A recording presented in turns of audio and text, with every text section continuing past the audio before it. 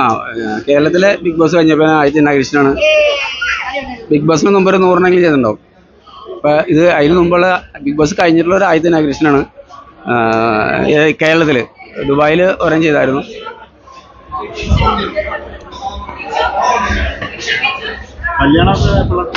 കല്യാണം സെപ്റ്റംബറിലുണ്ടാവും. ആളവിടെ നിന്ന് ticket book ചെയ്തു. എന്തായാലും ഉണ്ടാവും. നിങ്ങളെല്ലാവരും വരണം. ഇപ്പോഴേ ക്ഷണിച്ചോളൂ. അഞ്ജലിനെ പ്രത്യേകം ക്ഷണിച്ചിട്ടുണ്ട്, ചേട്ടനെ പ്രത്യേകം ക്ഷണിച്ചിട്ടുണ്ട്.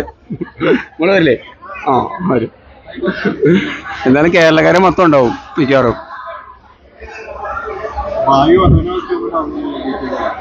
ഭാവി ഒന്നിനും ആരെയും കാണിച്ചു കൊടുത്തില്ല. ഞാൻ എന്തായാലും ആ സമയത്ത് പ്രസന്റ് ചെയ്യാന്ന് വെച്ചിരിക്കുന്നത്. ആളങ്ങനെ മീഡിയസിന് മുമ്പിൽ വരാനൊരു ആൾക്കൊരു ഷെയിമാണ്. അതുകൊണ്ടാണ്. അന്ന് നിങ്ങൾ വോയിസ് കേട്ടതല്ലേ? ആള് അങ്ങനെ വരാനുള്ളൊരു മടി കൊണ്ടാണ് അത് വരാത്തത്. ഇനി എന്തായാലും നിങ്ങളുടെ മുമ്പിൽ തന്നെ ഞാൻ പ്രസന്റ് ചെയ്യുള്ളൂ. ലവ് മാരേജാണ്. ഒരു 3 വർഷത്തെ റിലേഷൻഷിപ്പ് ഉണ്ട് ആളായിട്ട്. പക്ഷേ 3 വർഷത്തെ റിലേഷനുകളാണ്. ആൾക്ക് ഇങ്ങോട്ട് വരാൻ പറ്റാത്തൊരു സിറ്റുവേഷൻ ആണ് മാരേജ് വൈകി പോയത്. അപ്പോൾ പിന്നെ ഇനിയിപ്പോൾ എന്തായാലും വരും. ഉടനെ കല്യാണം ഉണ്ടാവും.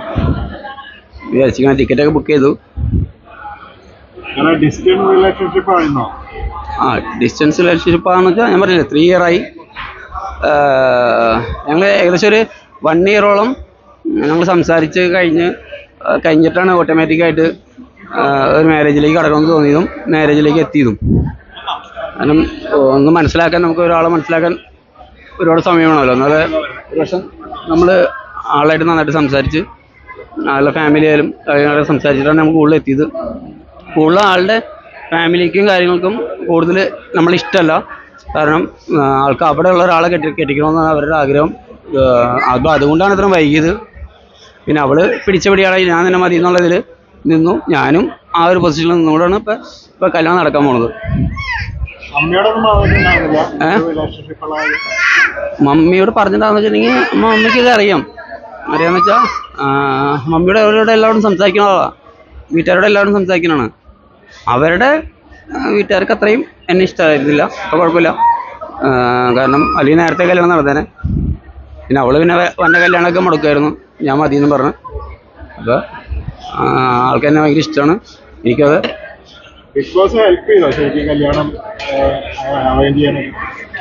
ഇല്ല, ബിഗ് ബോസ് ഹെൽപ്പ് ചെയ്തിട്ടുണ്ട്. ഇല്ല, അതിന് മുമ്പായാലും ഞങ്ങളുടെ കല്യാണം ഫിക്സാണ്. പക്ഷേ അതേ ആള് ചേർന്ന് പോയിരുന്നത്. അപ്പോൾ അത് കല്യാണം ഫിക്സാണ് എപ്പോഴും. പക്ഷേ ആൾക്കൊരു ഇങ്ങോട്ട് വരാനുള്ള ഒരു പ്രശ്നം ആയിരുന്നു മെയിനായിട്ട്. അപ്പം ഞാൻ ബിഗ് ബോസിൽ വെച്ച് പറയാറുന്നില്ലേ, നീ വന്നില്ലെങ്കിൽ ഞാൻ വേറെ നോക്കുമെന്നൊക്കെ പറഞ്ഞില്ലേ. അതൊക്കെ ആള് ചുമ്മാ ഒന്ന് ചൂടാറ്റാൻ വേണ്ടി പറഞ്ഞത് ഉള്ളൂ. എന്തായാലും നമ്മളെ മൈൻഡിലുള്ള ആള് തന്നെ ആള്. ബിഗ് ബോസ് കഴിഞ്ഞിട്ട് ആരെങ്കിലും വിളിച്ചിരുന്നോ? ബിഗ് ബോസ് കഴിഞ്ഞിട്ട് ആരെങ്കിലൊക്കെ വിളിച്ചിരുന്നോ? കോണ്ടാക്ട് ചെയ്തിരുന്നോ ബിഗ് ബോസിനകത്തുള്ള ചില ആൾക്കാർക്ക് നമ്മൾ കോണ്ടാക്ട് ചെയ്യാറുണ്ട്.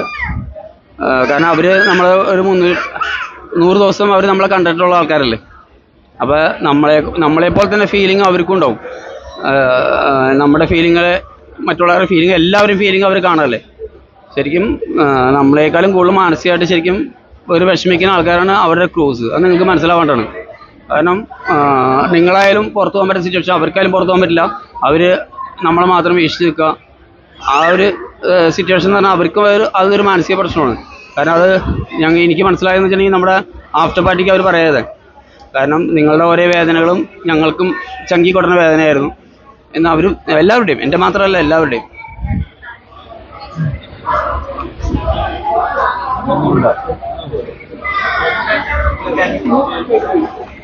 Thank you. എല്ലാവിധ ആശംസകളും. അതന്നെ നിങ്ങളെല്ലാവരും സപ്പോർട്ട് ചെയ്യാം. കാരണം നമുക്ക് ഇനി നല്ലൊരു കുറേ നാളെ ഡൈവോഴ്സായിട്ട് ഇനി നല്ലൊരു വിവാഹം കഴിച്ച് നല്ല രീതിയിൽ ജീവിക്കണം എന്ന് ആഗ്രഹിക്കുന്ന ആളാണ് ഞാൻ. പിന്നെ കുറേ സിനിമകളൊക്കെ കിട്ടിയിട്ടുണ്ട്, അതൊക്കെ ചെയ്യണം. അഭിനയമൊക്കെ പഠിക്കുന്നുണ്ട്. അഭിനയം അത്രയൊക്കെ അറിയില്ല, നിങ്ങൾക്ക് അറിയാലോ. നമ്മളൊരു സാധാരണ മനുഷ്യനാണ്. കുറേ പടങ്ങളൊക്കെ ചെയ്തിട്ടുണ്ട്. എന്നാൽ പോലും ചെറിയ ചെറിയ സാധനങ്ങൾ ചെയ്തതാണ്. ഇതൊക്കെ ഒരു ബിഗ് ആയിട്ടുള്ള സാധനങ്ങൾ നമ്മൾ ചെയ്യുമ്പോൾ അതിൻ്റേതായ കാര്യങ്ങൾ പഠിച്ച് ചെയ്യാൻ ആഗ്രഹിക്കണം. പിന്നെ കുറേ ഹാർഡ് വർക്കുകളൊക്കെ വന്നിട്ടുണ്ട്. അത് കുറേശ്ശെ ചെയ്യണം. നമുക്ക് നല്ലത് മാത്രം ഇങ്ങനെ എടുത്തു പോകണം. അടുത്തന്നെ അത് ഓരോരുത്തരുടെ ഇഷ്ടമാണ്, നമുക്കൊന്നും പറയാൻ പറ്റില്ലല്ലോ. കാരണം ഓരോരുത്തരുടെ ഇഷ്ടമാണ് അവർ എന്ത് പറയണം എന്ത് ചെയ്യണം എന്നൊക്കെ. നമ്മളെ സംബന്ധിച്ചോളം നമുക്കൊന്നും പറയാനില്ല. കാരണം വെച്ച് കഴിഞ്ഞാൽ ഞാൻ അവിടെ നിന്ന് ഇറങ്ങിയപ്പോൾ, നമ്മുടെ ആ ഗേറ്റ് ഇറങ്ങിയപ്പോൾ നമ്മുടെ ഗെയിം അവിടെ തീർന്നു. അല്ലാതെ വേറെ അവരുടെ ശത്രുതയോ കാര്യങ്ങളോ അങ്ങനെ ഒന്നുമില്ല. ഇപ്പം അവർക്കൊന്നുമില്ല. കാരണം ആ തുടങ്ങിയ സമയത്ത് അത് എനിക്കായാലും ഉണ്ടോ. അപ്പോൾ ഞാനായാലും അവിടെ നിന്ന് ഇറങ്ങിയ ഒരു മെഡൽ അടിക്കാണ്ട് ഇറങ്ങണമെങ്കിൽ ഞാൻ മെഡൽ അടിക്കുന്ന ആൾക്കാരെ കുറിച്ച് നമ്മൾ എന്തെങ്കിലുമൊക്കെ പറയും. അത് സ്വാഭാവികമാണ്. നമ്മളായാലും പറയില്ല, എല്ലാവരും പറയും.